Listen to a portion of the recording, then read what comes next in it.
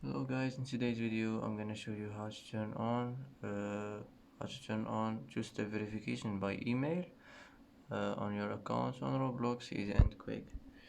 First click here, now click settings, now click security, and here as you see you'll find it, email secure. Just click on it and it will be turned on, and that's it. That's how to turn on two-step verification by email on your account on Roblox, easy and quick.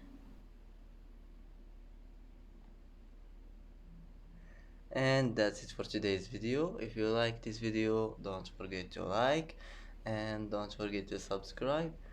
I hope this video is helpful for you, and thanks for watching until the end, and see you in the next video.